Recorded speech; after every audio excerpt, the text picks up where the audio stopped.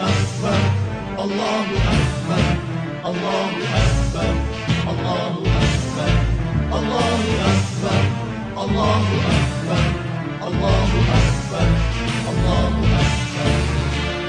Allahu Rabbuna wa huwa qasduna, Muhammadur Rasulullah huwa quwwatuna, wal Qur'anu imanuna, wal jihadu sabiluna, wa syahadah rodatuna.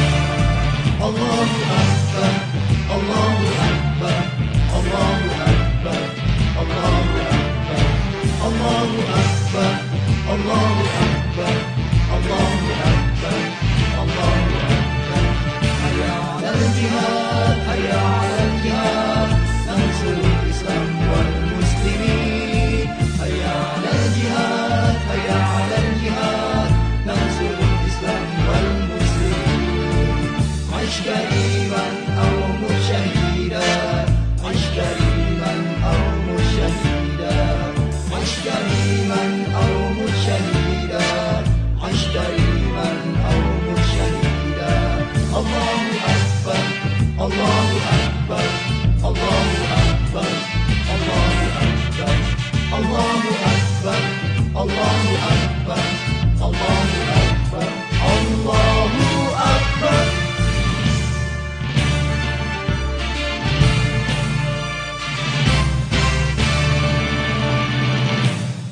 Assalamualaikum warahmatullahi wabarakatuh.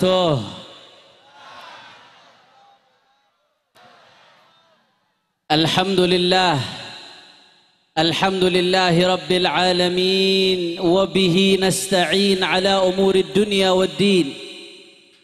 Allahumma fasalli wa sallim wa barik wa karrim wa majjid wa azzim ala sayyidina wa habibina وشفيعنا ونور قلوبنا محمد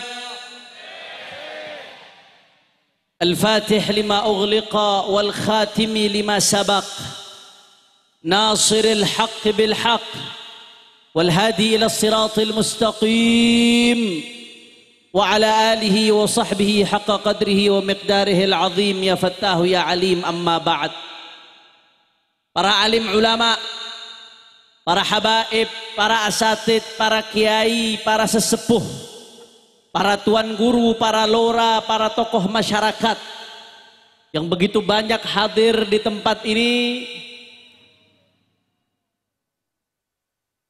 tidak dapat saya sebutkan namanya satu persatu tanpa mengurangi rasa hormat saya kepada beliau semua. Wabil khusus yang hadir di tempat ini Ketua DPW FPI Sampang Kiai Haji Nur Saif, Ketua DPW FPI Pamekasan Kiai Haji Ali Salim, Dewan Syuro FPI Kiai Haji Faurak Alawi dan Kiai Haji Abdul Malik, beserta sahibul hajat DPC FPI Ketapang. Kita doakan semua para habaib, para alim ulama, para asatid kita, para tuan guru yang tidak dapat saya sebutkan satu persatu, mudah-mudahan semuanya Allah panjangkan umurnya, Allah sehatkan badannya, Allah lapangkan rezekinya, Allah gobul hajat-hajatnya, amin ya rabbal. Dan salam penghormatan kami sampaikan kepada segenap panitia penyelenggara yang telah bersusah payah menyelenggarakan acara pada siang hari ini. Jazahumullahu khairal jaza. Mudah-mudahan panitia mendapatkan ganjaran sebesar-besarnya dari Allah Subhanahu wa taala. Dan salam penghormatan yang paling istimewa saya hadiahkan kepada hadirin hadirat, muslimin muslimat, mukminin mukminat yang hadir pada siang hari ini. Semua angkat tangannya, kita minta sama Allah, mudah-mudahan tidaklah kita keluar dari tempat ini kecuali semua dosa kita diampuni oleh Allah. Yang sakit Allah angkat penyakitnya, Allah sehatkan badannya.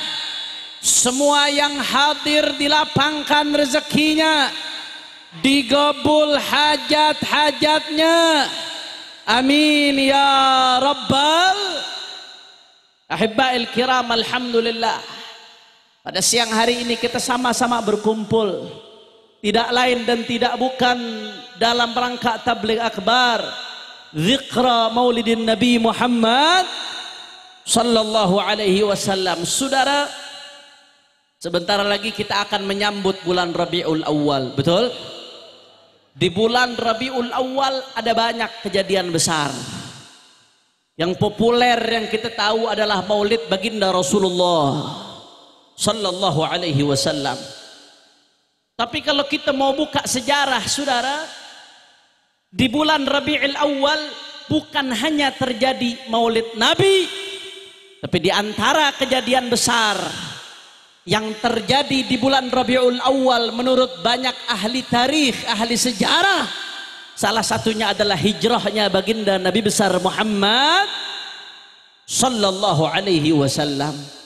Saudara, kalau kita bicara tentang hijrah Rasulullah, ada banyak hikmah, ada banyak ibrah pelajaran, ada banyak ilmu yang bisa kita petik dari hijrahnya Rasulullah sallallahu alaihi wasallam, saudara. Di antara sekian banyak pelajaran yang bisa kita ambil, bahwasanya saudara, ketika Nabi sallallahu alaihi wasallam sampai di Madinah, maka ketika itu pula berdirilah negara Islam pertama di atas muka bumi, saudara. Profesor Dr. Syekh Muhammad Sa'id Ramadan Al-Buti rahimahullahu ta'ala rahmatal abrar, di dalam kitabnya Fiqhus Sirah An-Nabawiyah, beliau menjelaskan bahwasanya ketika Nabi sampai ke Madinah, kemudian berdiri negara Islam pertama di atas muka bumi, saudara, di situ Nabi mendirikan negara di atas 3 pondasi, saudara. Di atas berapa pondasi? Berapa pondasi? Yang pertama, binaul masjid. Pondasi pertama Nabi di dalam mendirikan negara adalah dengan membangun masjid ibadah Allah. Ketika itu Pak Bu, Rasul sallallahu alaihi wasallam sampai ke Madinah. Ketika Nabi sallallahu alaihi wasallam sampai ke Madinah, ketika itu orang-orang Madinah berebut supaya rumahnya dijadikan tempat tinggal oleh Rasul sallallahu alaihi wasallam, saudara. Jangankan Rasulullah, andai kata ada ulama hadir datang ke kampung kita, pasti kita berebut supaya ulama tersebut mampir, betul? Begitu pula para sahabat ketika itu. Nabi Muhammad sampai ke Madinah, para sahabat rame-rame supaya bisa rumahnya dijadikan tempat tinggal Rasulullah. Tapi Nabi, Pak Bu, nggak mau mengecewakan salah satu di antara mereka. Karena kalau Nabi pilih salah satu, khawatir nanti yang lain kecewa, saudara. Akhirnya apa yang terjadi? Nabi biarkan ontanya berjalan. Kata Rasulullah, biarkan ini onta berjalan, kata Rasulullah. Di mana onta tersebut barakat, di mana onta tersebut berhenti dan duduk, maka itu adalah tempat yang aku pilih, saudara.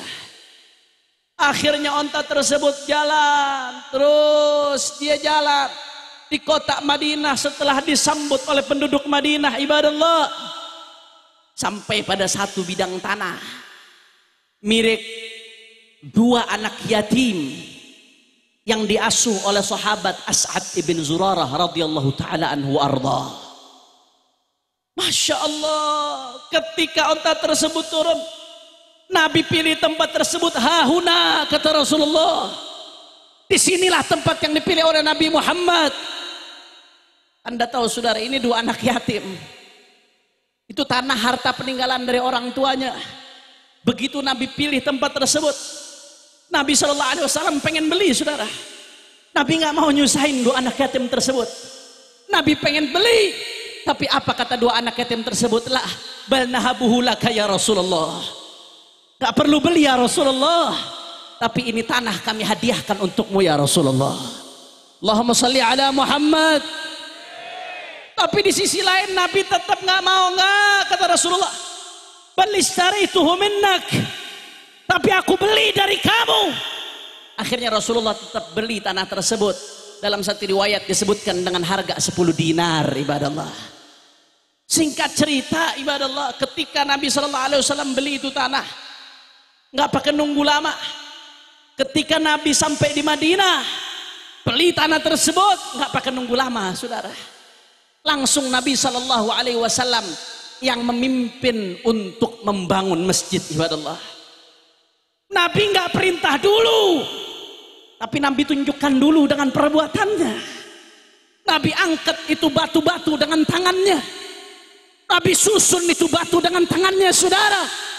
Sambil Nabi mendendangkan, Allahumma la aisha illa aishul akhirah, faghfiril ansar wal muhajirah.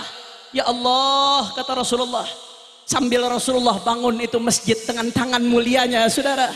Apa kata Nabi Muhammad? Ya Allah, sesungguhnya tidak ada kehidupan kecuali kehidupan akhirat. Faghfiril ansar wal muhajirah, maka ampunilah orang-orang ansar dan muhajir ilallah. Saudara, para sahabat begitu lihat Nabi kerja, saudara, Nabi turun tangan bangun masjid dengan tangan mulianya. Sahabat begitu melihat hal tersebut, apa kata para sahabat?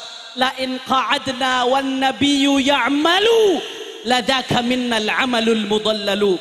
Ya Allah, ini Rasulullah turun tangan, Nabi Muhammad Sayyidul Awwalin wal Akhirin turun tangan langsung ngangkat batu dengan tangan mulianya.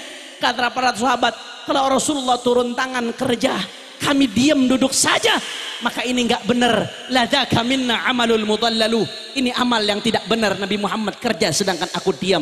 Akhirnya apa yang terjadi? Para sahabat rame-rame turun tangan membantu bangun masjidnya baginda Nabi besar Muhammad sallallahu alaihi wasallam, dan akhirnya itu masjid adalah masjid yang sampai detik ini berdiri tegak di Madinah Al-Munawwarah dengan penambahan-penambahan dan perluasan-perluasan, saudara. Dari dasar yang pertama ini kita bisa ngambil banyak pelajaran, saudara. Apa pelajaran yang bisa kita ambil dari pondasi yang pertama? Pelajaran yang pertama, mari kita lihat, saudara, bagaimana tadi Rasul sallallahu alaihi wasallam yad'un nas bihalihi qabla maqalih. Nabi Muhammad ngajak para sahabat sebelum dengan kata-kata, Rasulullah ajak dengan perbuatan dulu, saudara. Rasulullah mau ngajak sahabat gotong royong bangun masjid, tapi Rasulullah nggak perintahkan dengan kata-kata. Nabi turun sendiri, Nabi angkat itu batu, saudara. Dari sini kita bisa ngambil pelajaran. Apa pelajarannya? Pelajarannya buat para pemimpin, buat para tokoh. Kalau kamu mau didengarkan, kamu mau dipatuhi, kamu mau dijadikan contoh, maka tunjukkan dengan perbuatanmu sebelum berkata-kata, saudara. Betul lah, betul. Betul lah, betul. Tunjukkan dengan perbuatan. Kalau kau tunjukkan dengan perbuatan, maka otomatis rakyat akan ikut. Pengikutmu akan tunduk. Jangan perkataannya A, perbuatannya B, saudara. Ngomongnya seolah-olah cinta rakyat, tapi cuma kampanye doang. Setelah selesai kampanye, rakyat ditindas, saudara. Betul? Betul? Masya Allah. Tunjukkan dulu dengan perbuatan. Itu akhlaknya baginda Rasulullah. Makanya saya teringat para ulama-ulama kita ini, mereka mengikuti akhlaknya Rasulullah. Saya ingat dulu waktu saya mondok, saudara. Dan sebelum saya mondok, dari zaman Abu Al-Habib Hasan bin Ahmad Baharun di Dalwa, guru saya orang Madura, saudara. Saya belajar sama orang Madura. Saudara, itu sebelum beliau nyuruh santri untuk bangun pondok rame-rame ngecor, beliau dulu yang tunjukkan. Beliau turun dulu dicor sebelum nyuruh santri, santri ikut setelah itu, saudara. Akhlak dari siapa ini? Akhlaknya baginda Nabi Muhammad. Al-Walid Al-Habib Muhammad Rizik bin Hussein bin Syihab, mudah-mudahan Allah panjangkan umur beliau. Allah segera pulangkan beliau ke Indonesia. Saya ingat waktu itu pengajian bulanan di tempat beliau di Petamburan. Yang hadir ribuan kalau pengajian bulanan, saudara. Di tengah-tengah beliau ngajar, lagi asyik beliau ngajar, di tengah-tengah beliau ngajar, rumah tetangganya kebakaran.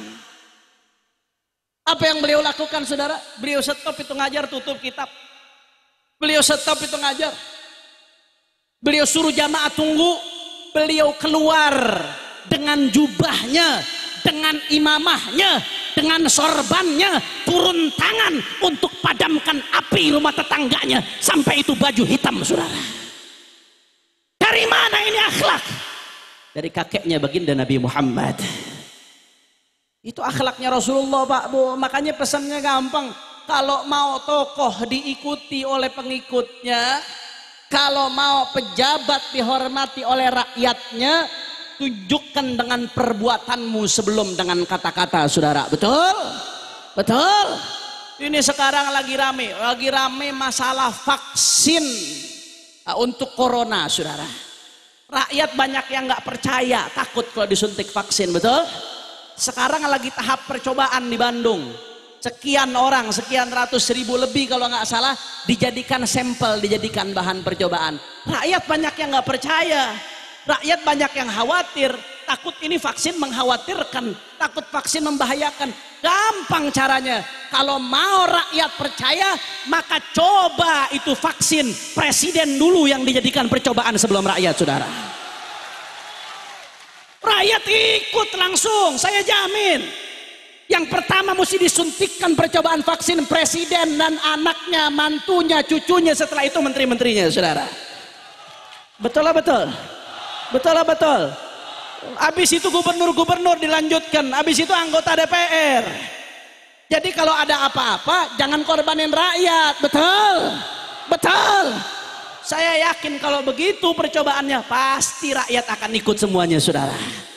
Tunjukkan dulu dengan perbuatan. Betul betul. Betul betul. Masya Allah. Terus kemarin juga lagi ramai masalah sertifikasi ulama. Katanya ulama mau disertifikat, yang layak ceramah yang mana, yang enggak yang mana. Masya Allah, ulama mau disertifikat udah kayak bakso frozen food, saudara. Innalillahi. Siapa yang mau sertifikasi ulama? Logikanya begini, logikanya kalau ada orang mau sertifikasi ulama, berarti kan dia ngetes kelayakan. Kalau yang ngetes berarti harus lebih tinggi atau lebih rendah? Lebih tinggi atau lebih rendah? Ilmunya harus lebih tinggi atau lebih rendah? Harus lebih tinggi. Terus siapa yang mau ngetes? Pejabat. Pejabat mana yang ilmunya lebih tinggi dari ulama, saudara? Kementerian Agama. Oh, menterinya aja khutbah Jumat rukunnya nggak lengkap, saudara. Betul betul. Betul betul. Ini kacau. Siapa yang berani sertifikasi kiai-kiai sepuh di Madura, saudara? Siapa yang berani? Logikanya sudah kacau, nggak benar. Nggak bisa seperti itu, saudara. Kecuali yang mau sertifikasi lebih tinggi ilmunya. Sertifikasi itu udah dapat. Dari mana sertifikasi ulama didapat? Sudah didapatkan dari baginda Nabi Muhammad, saudara. Sudah didapatkan dari Al-Quran. Ud'u ila sabili rabbik. Perintah langsung dari Allah Subhanahu wa ta'ala. Betul? Masya Allah. Kira-kira sampai sini jelas atau tidak? Jelas atau tidak? Insya Allah. Itu pelajaran yang pertama. Kalau mau pemimpin dihormati, diikuti, maka tunjukkan dengan perbuatan sebelum kata-kata. Alhamdulillah. Kemudian yang kedua, saudara, ini jam berapa nih? Jam 12 kurang. Lanjut apa jangan ini? Udah siang. Masih semangat? Yakin? Ibu-ibu udah keringetan. Lanjut. Lanjut terus. Betul. Saya mau dengar mana sampang semangatnya, angkat tangannya, takbir. Takbir. Takbir. Sallu ala nabi. Allahumma sholli wa sallim barik. Itu pelajaran yang pertama yang kita bisa ambil dari pondasi pertama, saudara.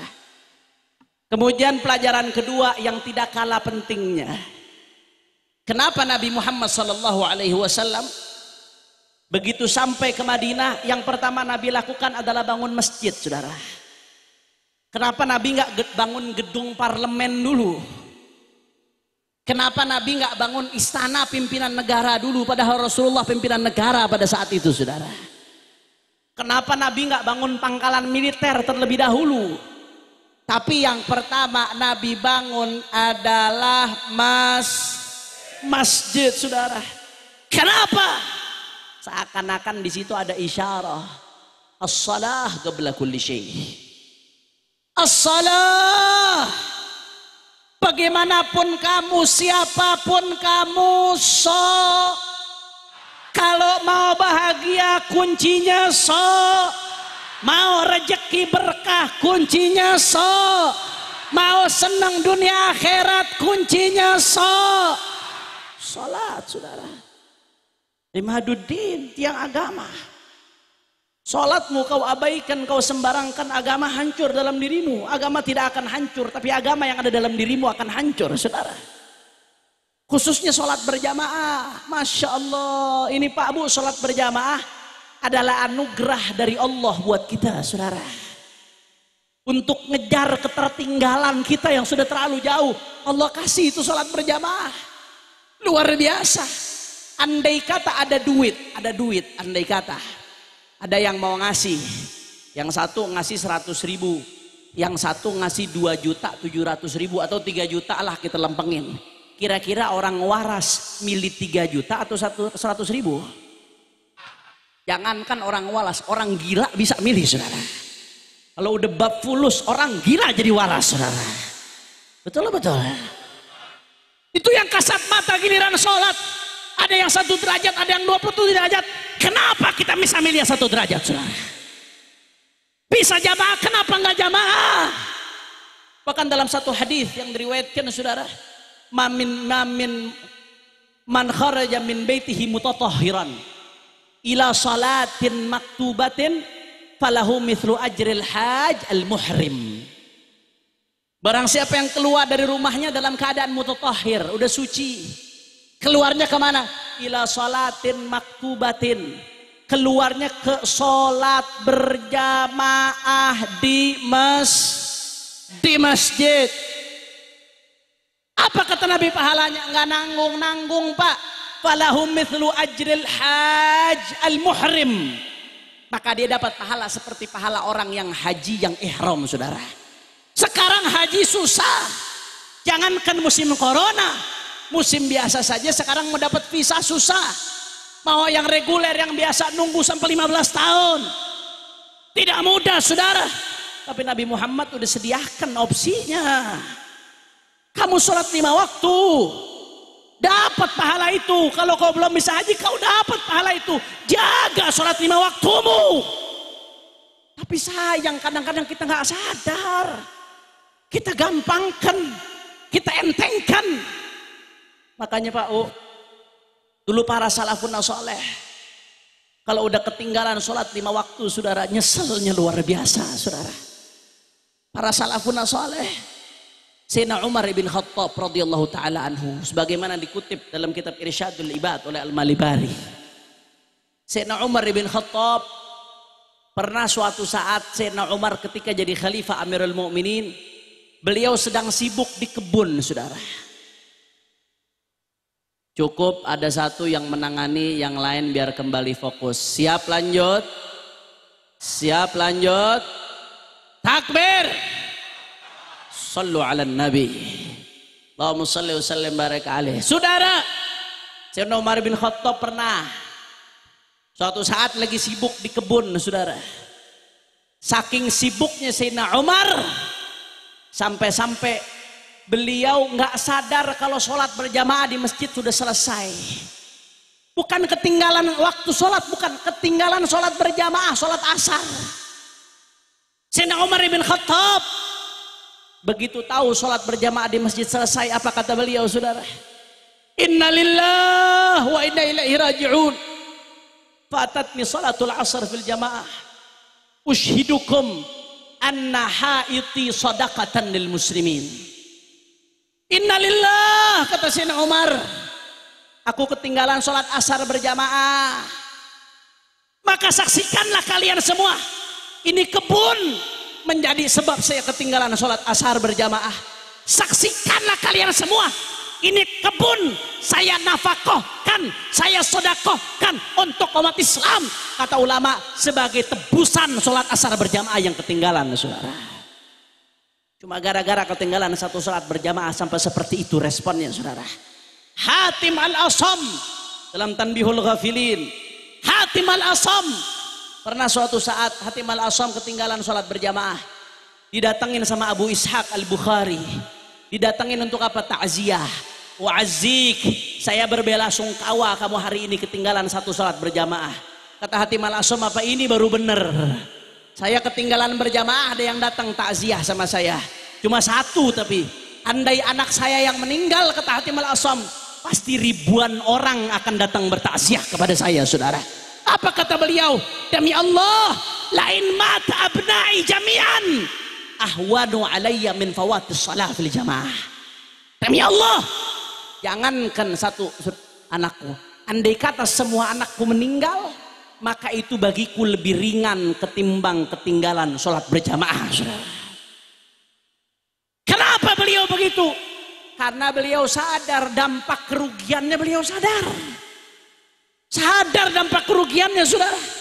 Makanya sampai seperti itu. Inilah ibadah Allah. Kenapa Nabi SAW begitu sampai ke Madinah, yang pertama Nabi lakukan adalah membangun masjid, saudara. Alhamdulillah. Makanya sukses atau tidaknya tablik akbar di pagi hari ini, tolak ukurnya bukan saat ini, saudara. Tapi tolak ukurnya kita lihat setelah ini. Kalau masjid-masjid sholat berjamaah rame, berarti tablik akbar sukses pada pagi hari ini, saudara. Amin. Amin. Amin. Tapi kalau masjid-masjid sholat berjamaah sepi, berarti tablik akbar pagi hari ini gagal. Na'udzubillah min. Makanya saya mau tanya, orang Ketapang siap ramaikan masjid-masjid? Orang Kompak khususnya yang laki-laki, yang perempuan lebih afdal di rumah, saudara. Khususnya yang laki-laki, siap istiqamah sholat berjamaah di masjid? Siap istiqamah ramaikan jamaah di masjid? Takbir. Sallu ala Nabi. Dan yang ketiga, saudara, hikmahnya. Kenapa Nabi begitu sampai ke Madinah langsung bangun masjid? Hikmah yang ketiga, saudara. Karena kalau mau sebuah negara maju harus ada persatuan, saudara. Dan tidak ada yang bisa mempersatukan umat melebihi sholat berjamaah, saudara. Nggak ada.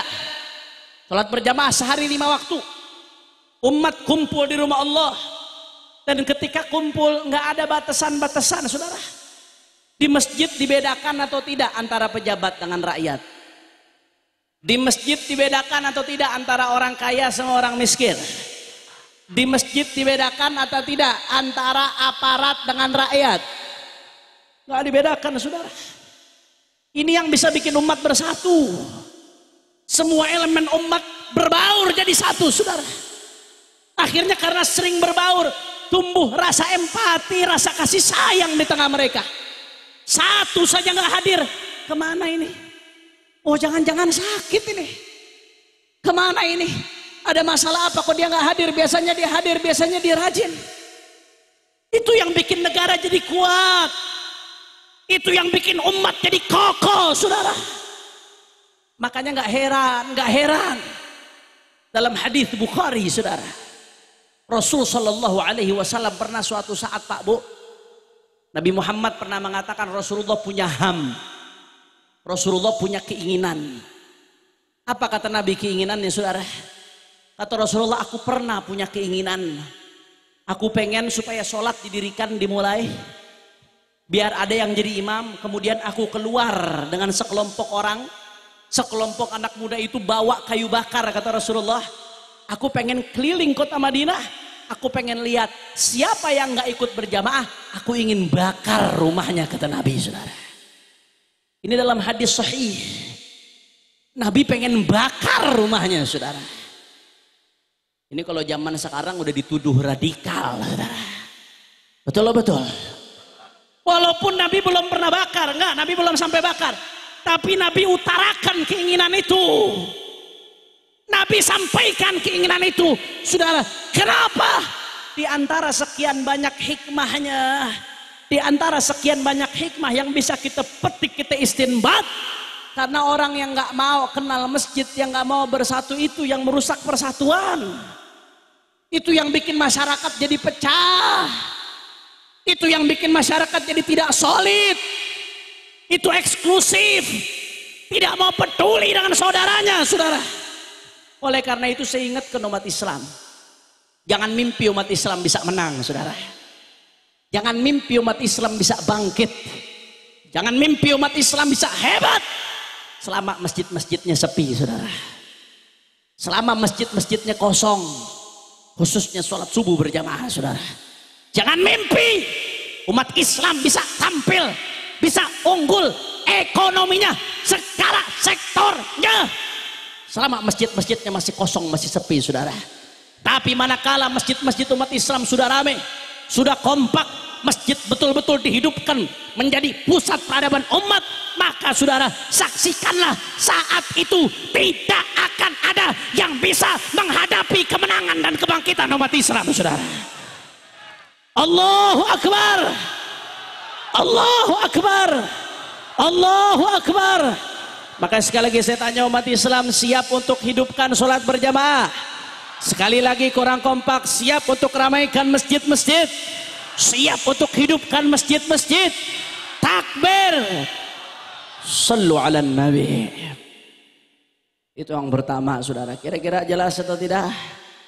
Jadi pondasi pertama yang dibangun oleh Rasulullah adalah masjid. Aduh, jam berapa ini? Udah jam 12. Lanjut atau tidak? Kayaknya udah nggak semangat ini. Panas. Lanjut. Udah lapar. Lanjut. Masih semangat? Yakin? Saya salut sama orang Ketapang ini. Kenapa saya salut sama orang Ketapang? Seharusnya acara jadwalnya besok hari Rabu, betul? Yang sudah diumumkan, betul? Tapi karena ada satu hal yang mendesak, yang sangat mendadak, saya harus majukan jadi hari Selasa. 3 hari yang lalu acara mendadak dimajukan, tapi umat tetap ribuan datang di tempat ini, saudara. Allahu Akbar, Allahu Akbar. Insya Allah ini tanda kebangkitan umat Islam akan mulai dari Ketapang, saudara. Amin ya Rabbal alamin. Kira-kira lanjut atau tidak? Waduh, betul? Masih semangat? Allahumma sholli ala Muhammad. Yang kedua yang ingin saya sampaikan pada kesempatan kali ini, yang kedua, saudara, pondasi kedua kata Syekh Al-Buti, pondasi yang kedua yang diletakkan oleh Rasulullah di dalam mendirikan negara Islam pada saat itu, saudara, adalah al-mu'akha bainal muslimin al-muhajirin wal ansar. Rasulullah mempersaudarakan di antara umat Islam muhajirin dan ansar, saudara. Orang-orang ansar penduduk Madinah saat itu. Muhajirin aslinya orang-orang Mekah. Mereka berhijrah bersama Rasulullah. Demi agama dia tinggalkan rumahnya, dia tinggalkan hartanya, sebagian meninggalkan keluarganya, tidak lain dan tidak bukan dalam rangka berjuang membela agama baginda Nabi besar Muhammad. Ketika itu, saudara, Rasulullah SAW persaudarakan di antara mereka secara khusus. Ada 90 sahabat saat itu, setengahnya muhajirin, setengahnya ansor. Mereka 90 orang ini sama Rasulullah dipersaudarakan secara khusus, saudara. Bahkan saking khususnya persaudaraan saat itu, di antara mereka saling mewarisi padahal nggak ada hubungan kerabat. Sampai akhirnya datang ayatul irith, ayat tentang warisan, menghapus hukum daripada sebelumnya, saudara. Luar biasa. Itu ada sebagian Ansor, mereka yang punya rumah, mengatakan kepada saudaranya dari Muhajir, ayo kita bagi rumah kita. Sebagian yang punya harta, ayo kita bagi dua harta kita, saudara. Bahkan ada sebagian sahabat Ansor yang punya istri lebih dari satu, saudara. Begitu saudaranya datang Muhajir, dipersaudarakan Rasulullah, apa katanya? Aku punya beberapa istri, kamu mau yang mana? Nanti yang kamu mau saya akan ceraikan.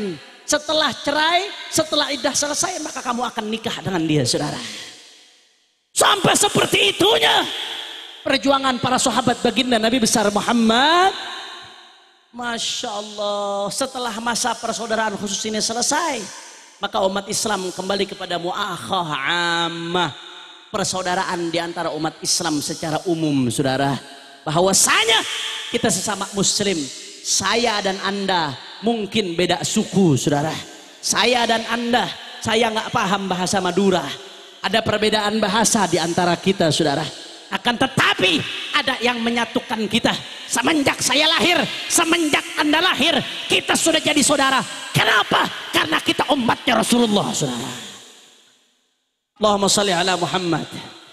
Allahumma salli ala Muhammad. Itu yang diajarkan oleh Rasulullah. Ini pelajaran yang bisa kita petik, saudara. Kalau umat Islam mau kuat, ini mesti kita perhatikan. Islam, ukhuwah Islamiyah di atas segalanya. Ya, silahkan kita junjung tinggi ukhuwah wataniyah, saudara sebangsa dan setanah air.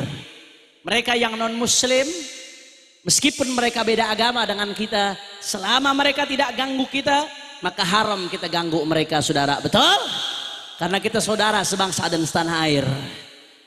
Ada juga ukhuwah insaniyah, saudara sesama manusia, walaupun beda negara, beda agama, selama dia nggak ganggu kita, kafir dhimmi, nggak boleh kita ganggu, saudara. Tapi jangan lupa ukhuwah Islamiyah di atas segala-galanya. Ukhuwah Islamiyah di atas ukhuwah hizbiyah, di atas ukhuwah jam'iyah. Ukhuwah Islamiyah di atas ukhuwah intimaiyah.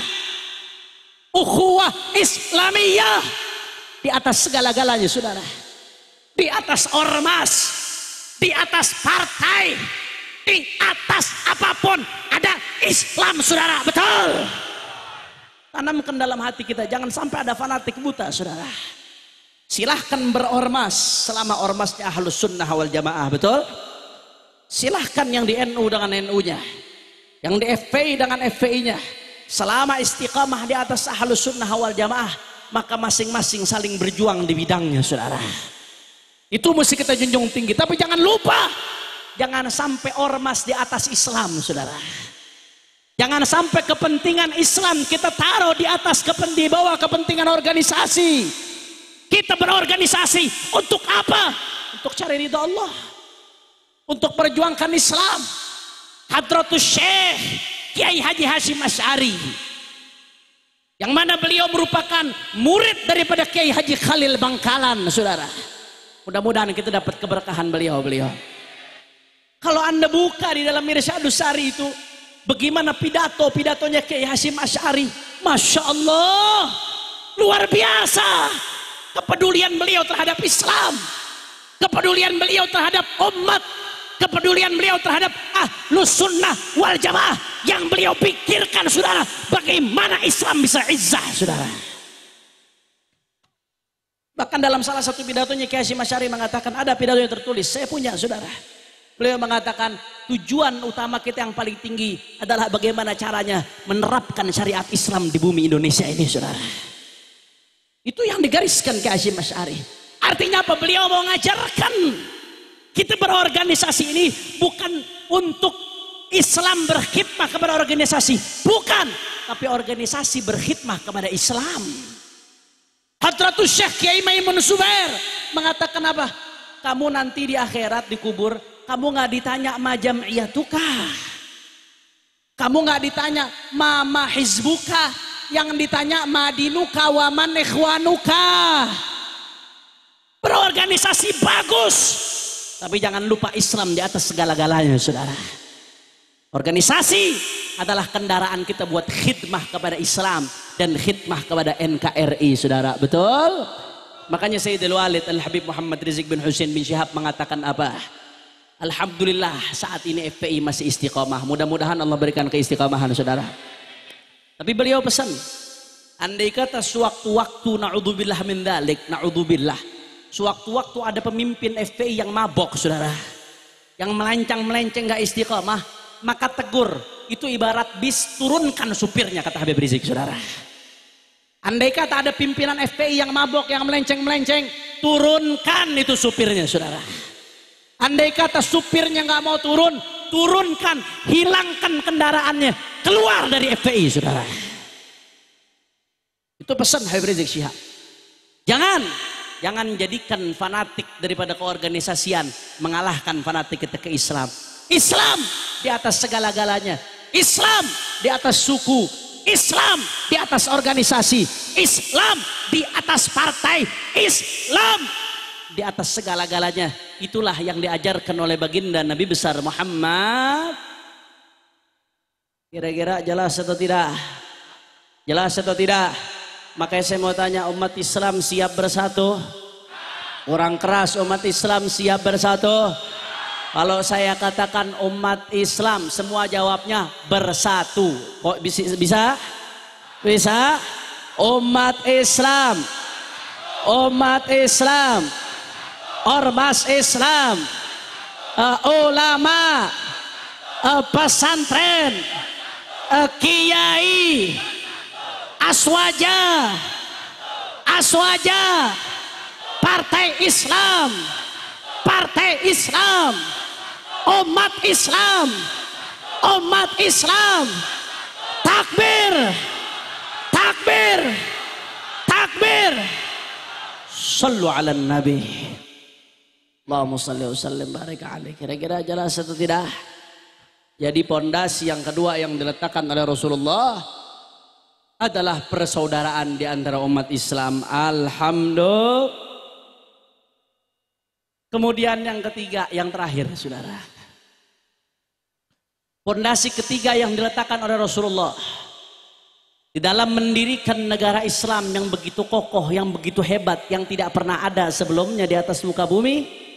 Saudara, pondasi yang ketiga adalah Kitabatul Wathiqah, membuat piagam Madinah, yang mana saat itu piagam Madinah merupakan konstitusi negara Islam pada saat itu, saudara. Jadi sebelum negara-negara lain mengenal konsep konstitusi dasar negara, Rasulullah udah terlebih dahulu membuat konstitusi terbaik di atas muka bumi, saudara. Alhamdulillah. Itulah yang dituangkan dalam piagam Madinah, konstitusi saat itu. Di Madinah, Pak Bu, bukan cuma muslimin. Saat itu di Madinah ada sisa-sisa orang Yahudi ketika Rasulullah hijrah. Mayoritas penduduk Madinah masuk Islam, tapi ada sisa-sisa orang Yahudi, saudara. Di piagam Madinah tersebut Rasulullah atur sebagai dasar bernegara yang dijadikan acuan oleh seluruh penduduk Madinah pada saat itu, saudara. Poin piagam Madinah ada banyak, tapi di antara sekian poin, nanti ada satu poin yang penting yang ingin saya bacakan pada kesempatan kali ini, saudara.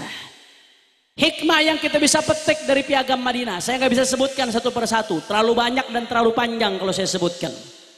Tapi apa hikmah yang bisa kita petik dari piagam Madinah, saudara? Bahwasanya Islam bukan cuma ngurusin soal istinja, saudara. Islam bukan cuma ngurusin soal wudhu, sholat, puasa, zakat, haji, saudara. Tapi Islam adalah agama yang syamil, kamil, sempurna, paripurna, mencakup segala aspek kehidupan manusia, saudara.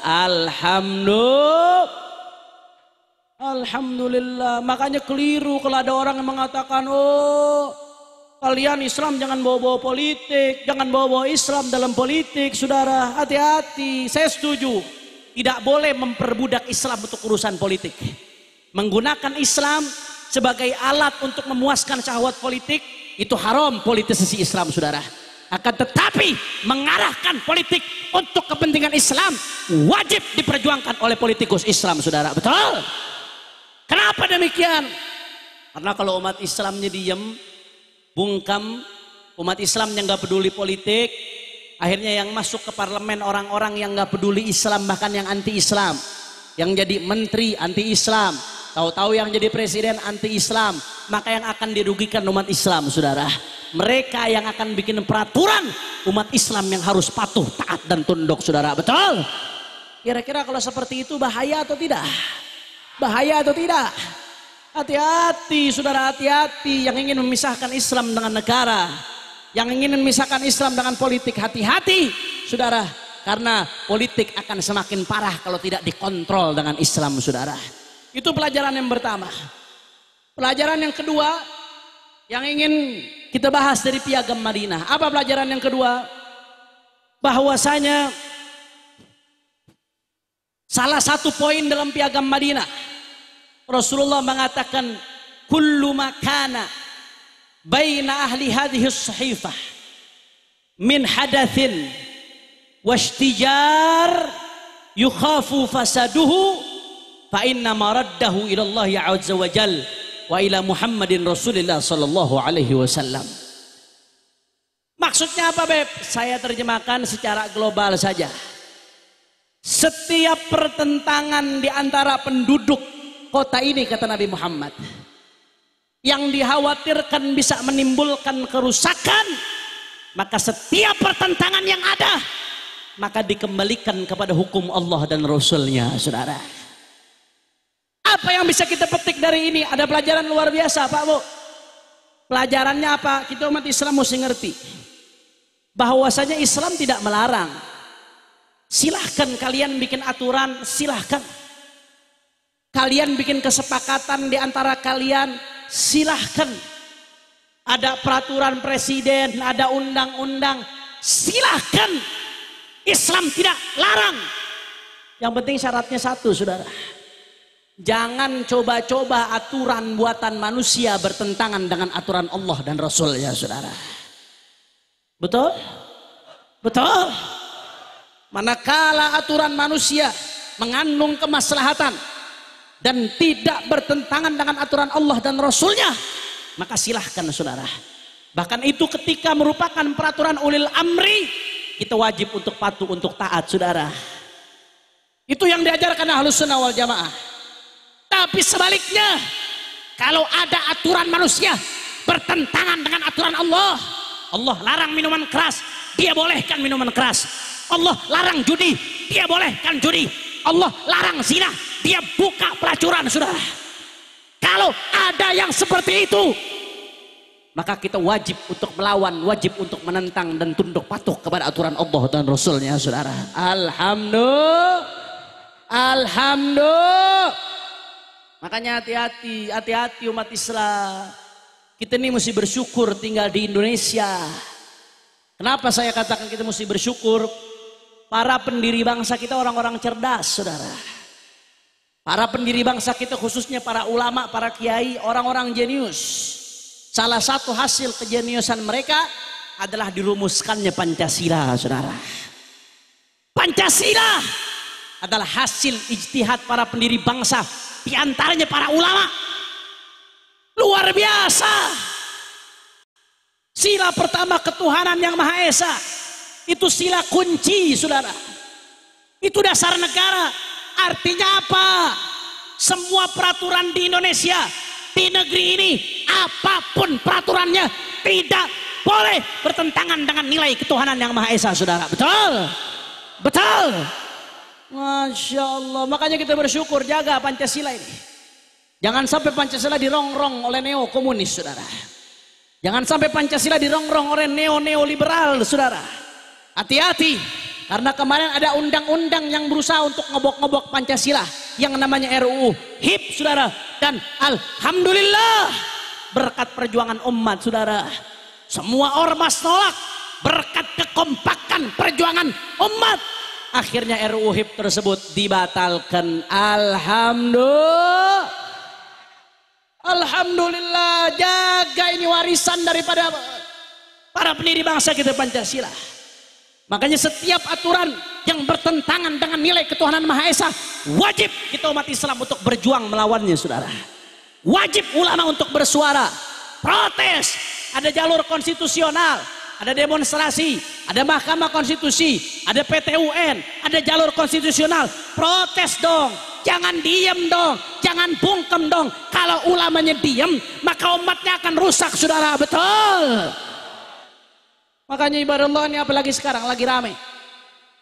Ini lagi rame luar biasa. Hari ini lagi aksi di Jakarta, saudara. Lagi rame luar biasa masalah UU undang-undang. Dulu namanya Cipta Lapangan Kerja, Cilaka, saudara. Sekarang udah dirubah jadi UU Cipta Kerja. Ini undang-undang penuh masalah. Nah, kami FPI sudah merilis resmi. Kenapa kami nolak undang-undang ini? Karena para ahli hukum FPI berdasarkan draft yang sudah beredar sebelumnya. Karena ini bermasalah, undang-undang sudah disahkan tapi draftnya belum ketahuan yang mana, saudara. Ini problem. Padahal undang-undang itu kalau sudah disahkan, jangankan isinya, titik komanya nggak boleh berubah. Karena kalau titik komanya berubah, itu bisa ada implikasi hukum, saudara. Kami dari Front Pembela Islam, ahli hukum FPI, berdasarkan draft yang beredar sebelum ini, saudara, mendapatkan ada banyak indikasi-indikasi undang-undang Cipta Kerja ini merugikan rakyat dan pro kepada investor, saudara. Banyak indikasinya, saya tidak bisa paparkan satu persatu, terlalu panjang kalau dipaparkan, saudara. Dan yang anehnya lagi, sampai detik ini belum ada draft yang resmi mengesahkannya. Kusak-kusuk, para ahli hukum teriak, para ahli tata negara teriak, tapi negara terus memaksakan supaya undang-undang ini bisa disahkan, saudara. Innalillahi. Saya mau tanya, kira-kira umat Islam kalau rakyat di Indonesia ditindas rela atau tidak? Kurang kompak, kira-kira rela atau tidak? Kalau rakyat ditindas rela atau tidak? Kalau rakyat dirugikan rela atau tidak? Oleh karena itu, saudara, bantu. Umat Islam sedang berjuang, saudara. Buruh sedang berjuang, mahasiswa sedang berjuang, dan hari ini ulama dengan umat Islam sedang berjuang. Kita tidak mau tahu, pokoknya presiden harus mengeluarkan perpu untuk batalkan undang-undang Omnibus Law ini, saudara. Setuju? Manakala presiden tidak mau batalkan, maka kami, saudara, ini sudah jadi kacau di mana-mana.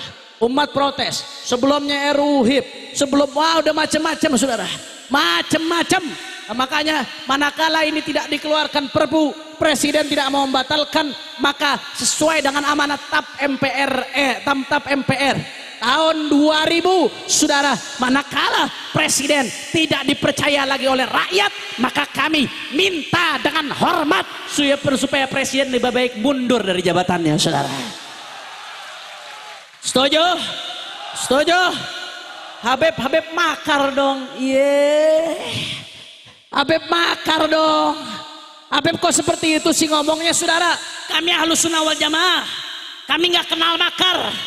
Nggak boleh itu bugat dalam Ahlus Sunnah wal Jamaah. Kami tahu walam yajuz fi ghairi mahdil kufri khurujuna ala waliyil amri, saudara.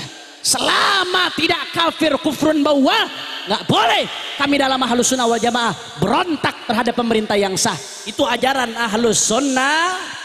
Tapi bukan berarti diam, bukan berarti bungkam. Berontak memang tidak boleh, tapi wajib menyampaikan amar ma'ruf nahi munkar, saudara.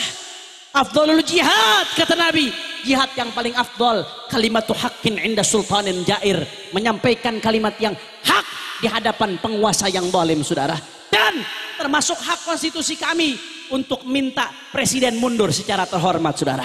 Kami nggak mau berontak, kami cuma minta presiden mundur daripada negeri tambah kacau, daripada negeri jadi ribut, daripada Indonesia rusak.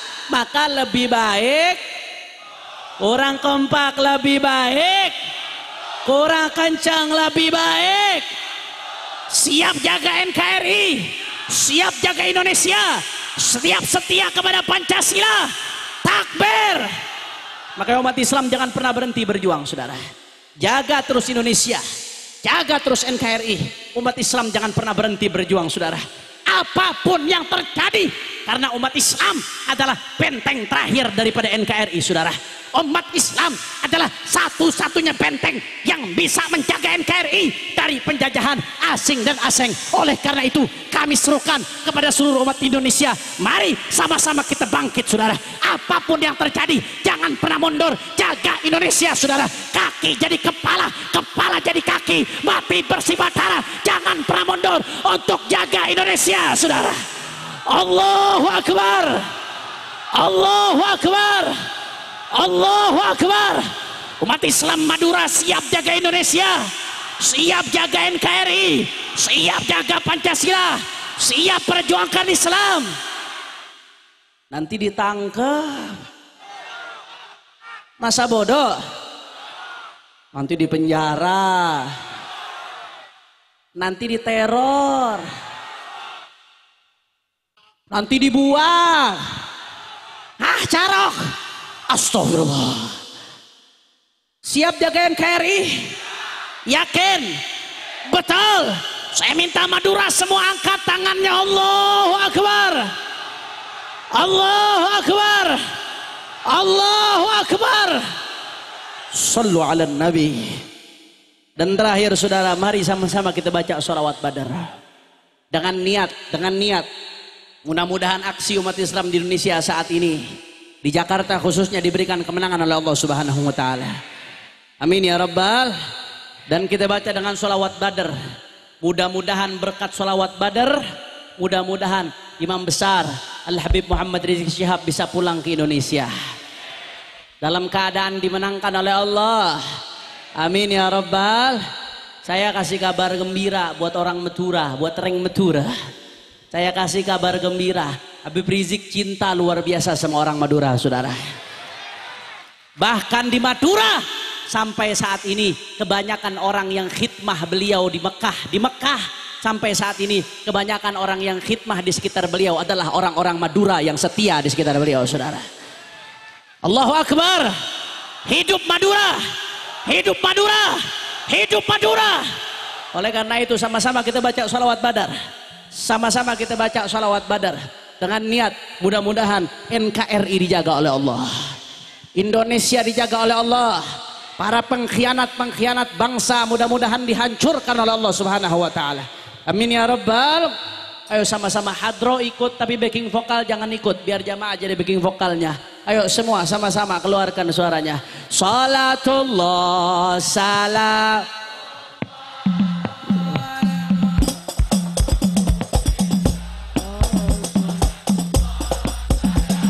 Assalatu wassalamu alaika ya Rasulullah. Salatullah.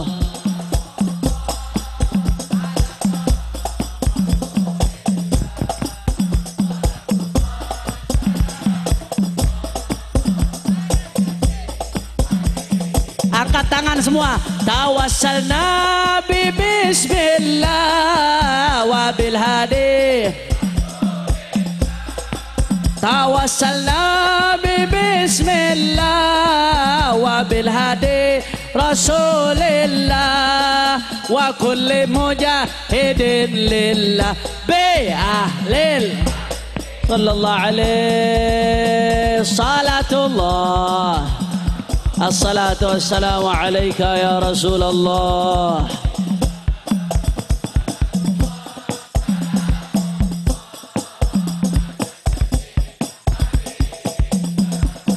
إلهي سلم الأمة من الآفات والنقمة. إلهي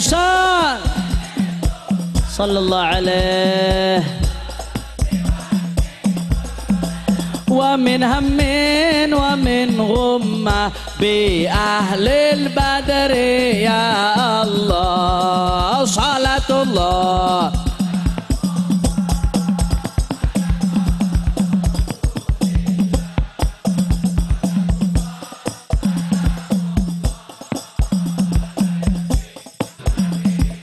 اللهم صل سيدنا محمد وأشغل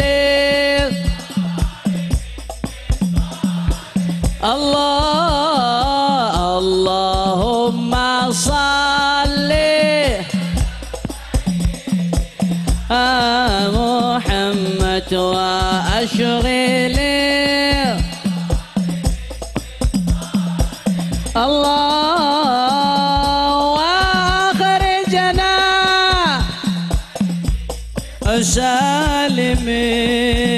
سالمين وعلى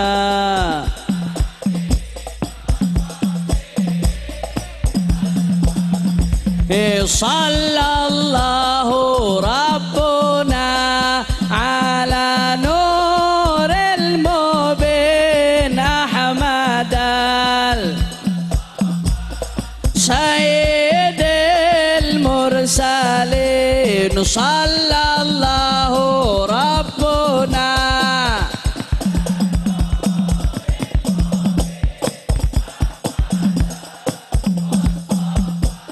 سيد المرسلين وعلى آله وصحبه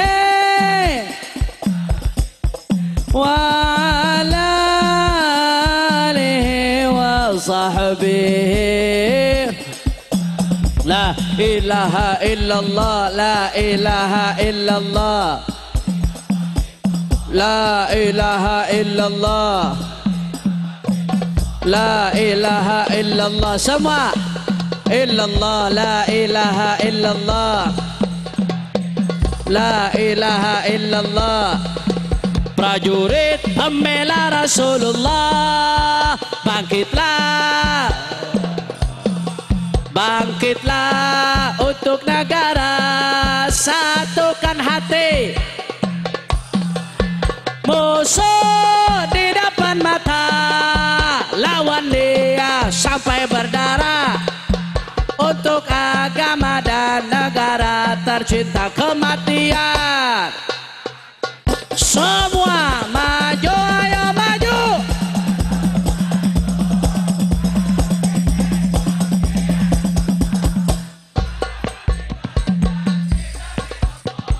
rela binasa demi agama hai prajurit pembela Rasulullah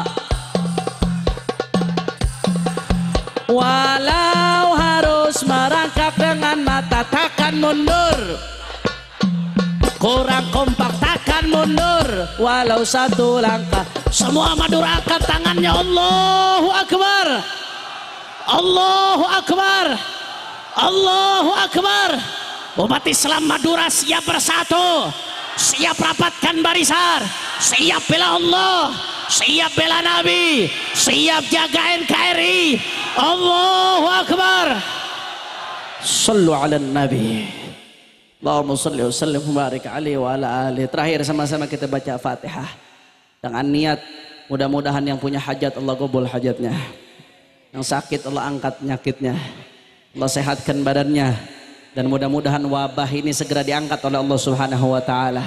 Mudah-mudahan semua yang punya hajat, punya urusan Allah mudahkan semua urusannya. Dan mudah-mudahan ulama-ulama kita, habaib kita, kiai kita dijaga oleh Allah. Khususnya Sayyidul Walid Imam Besar Habib Rizik Syihab mudah-mudahan bisa segera pulang ke Indonesia dalam keadaan selamat, dalam keadaan dimenangkan oleh Allah. Ala hadhihi niyyah wa likul niyatin salihah kuma ila walid Abdurrahman Amarul Atas walidina walidikum wa amwatina wa amwatikum wa ahli wilayah Madura anallahu yataghashshahum birrahmah wal maghfirah wa yu'id alaina min asrarihim anwarihim wal min fi dinil akhirah bisirril Fatihah. Bismillahirrahmanirrahim. Alhamdulillahirabbil alamin arrahmanir rahim maliki yaumiddin. Iyyaka na'budu wa iyyaka nasta'in ihdinas siratal mustaqim siratal ladzina an'amta 'alaihim ghairil alaihim waladdallin amin. Jangan ada yang pulang, kita minta ditutup doa dengan salah satu kiai sesepuh.